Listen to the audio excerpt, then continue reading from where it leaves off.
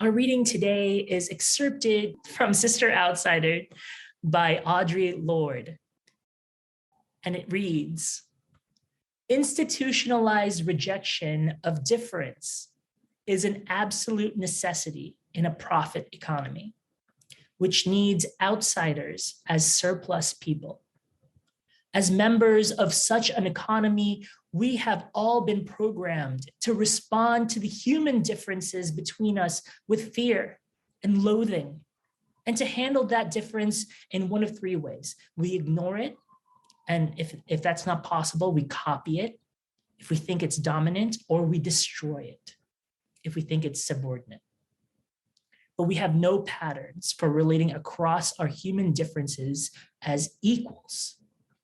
As a result, those differences have been misnamed and misused in the service of separation and confusion. Here ends our reading. So I'd like to start my sermons off with a story. But before I do that, I just want to say, my name is Errol. You can call me Errol, and I use he, him pronouns. And this is a story about a group of my friends. And I would typically get together with them on Sunday evenings, and we would take the trip down. I would take the trip down from my neighborhood in Harlem, in Manhattan, to an affluent New Jersey town just to spend a few hours breaking bread with them and playing games with them. And one of these nights, something very interesting happened around this time last year. An observation was made that stuck with me. One of my friends, who I won't name, remarked on a bag of white candies. And these candies are typically rainbow in color. But for that month, Pride Month, they were white. And the reason for that, as stated prominently in their advertising, was because the rainbow didn't belong to them that month. My friend took a lot of comfort in that and commented on how amazingly gracious that was. I was less impressed. I asked him if he could tell me why he was so charmed by this and how this could impact our society in a positive and accepting way. He then began to imagine this story, which takes place in the Midwest of all places, where a middle-aged person was about to have their world turned upside down. This person, being predominantly homophobic, would gaze upon this bag of white candies, be in such awe that will force them into contemplation. And in mere minutes, this person's hardened heart would melt, and they would see the error in their ways, and they would live a life of tolerance, which would eventually pave the way to their own journey as an ally. Well, my one eyebrow was raised the entire time, highly skeptical. I wanted to pick the story apart and to let my friend know that this was magical thinking. I wanted to tell him that these made-up stories aren't anchored in reality, and that the candy company did this as a stunt to garner profit. And in reality, they would return right back to their original product, having done nothing to further the cause of queer liberation. Then I stopped myself. There is a sliver of truth in this story, because we live in a capitalist society, a society that protects and rescues and values corporations, industries, the free market. And there's something to say about their ability to validate social issues. And when they are recognized by companies, then they suddenly become widely recognized. But that's the end of it.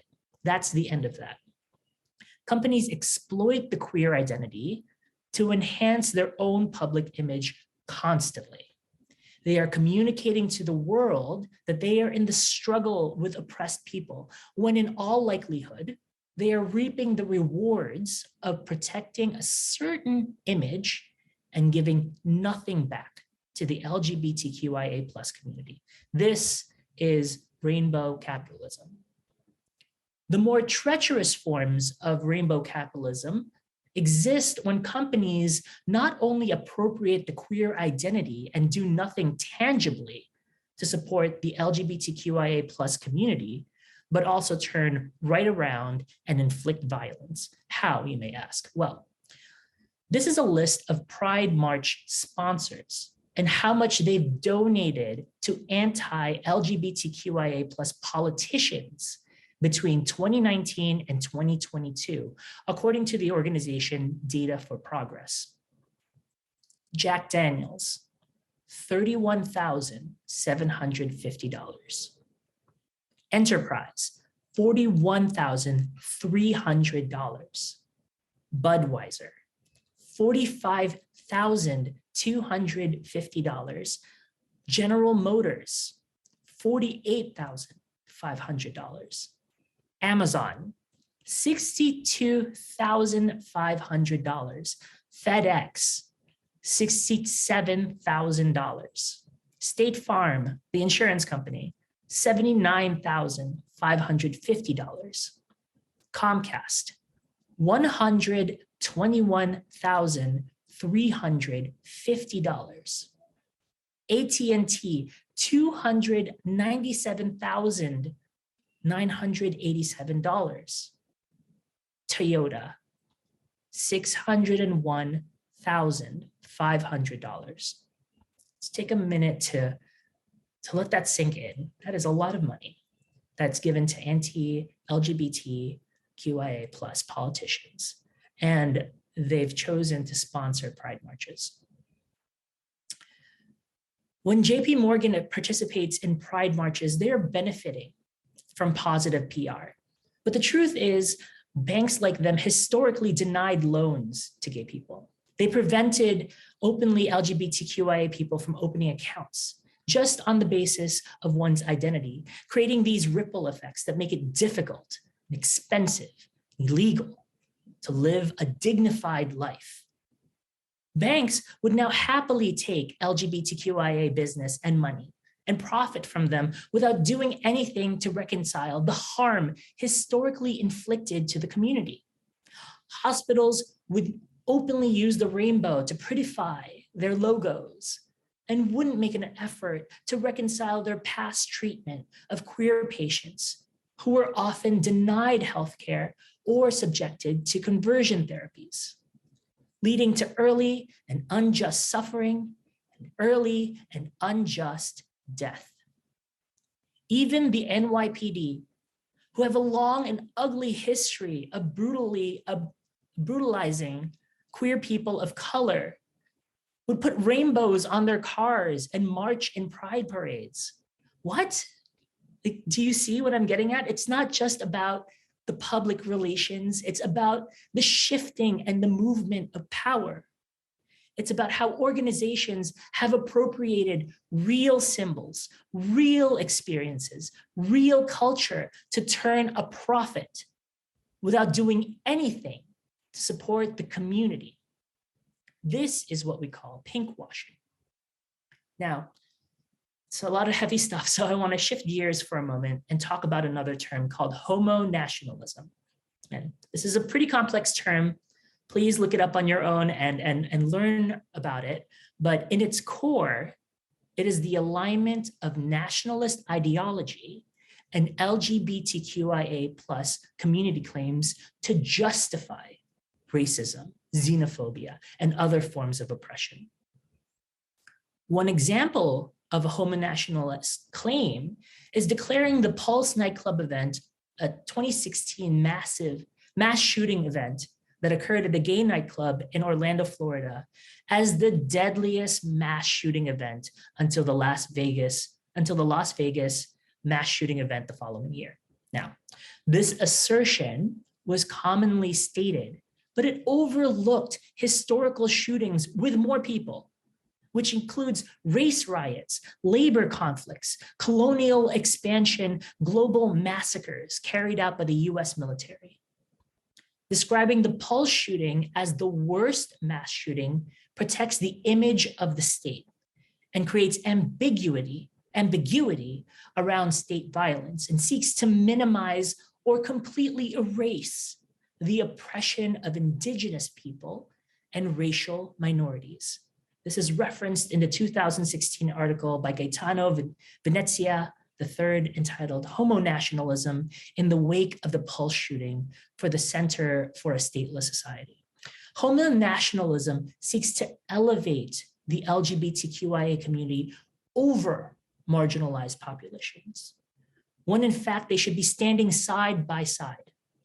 Homo nationalism exists solely to create divisions between marginalized demographics. But the truth is, all forms of oppression converge in the same places. One can't fight for the liberation of one people and actively work against the liberation of another group of people. Now, what about supporting nonprofit organizations in order to make an impact? Well, unfortunately, some nonprofits are also guilty of rainbow nationalism, pinkwashing, and practicing with homo nationalist ideologies. And there's one way to reveal their true intentions. Every tax-exempt organization has a 990 form. And they use this form to communicate to the public which programs they're actively running. You can check out the nonprofit's 990 form by visiting the website of the Internal Revenue Service, www.irs.gov.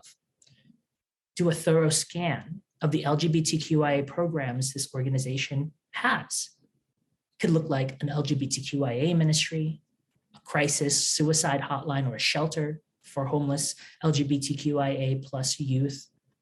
This does require us to read between the lines. Money spent on advertising or money spent on sponsoring pride events is not enough to clear an organization from its pinkwashing. LGBTQIA plus lives are at stake. So these extra but necessary steps could be life-saving. Now, I'm not saying that organizations cannot show support. Of course they can. Of course they can.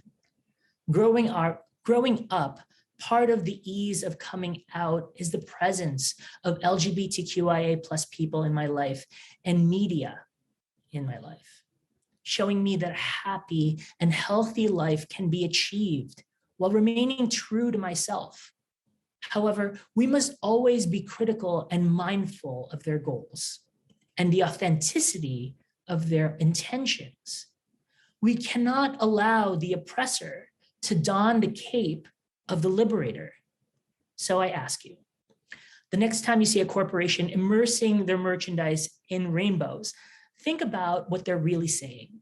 Are they saying, we love and accept you for who you are, and we can prove it. We can prove it by showing you how we support the LGBTQIA plus communities and individuals?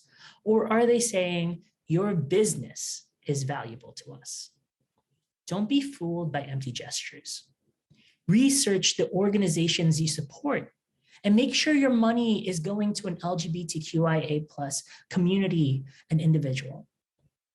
Lastly, remember that your actions matter and that we all have a duty by our LGBTQIA plus siblings to preserve their inherent worth and dignity. Amen and blessed be.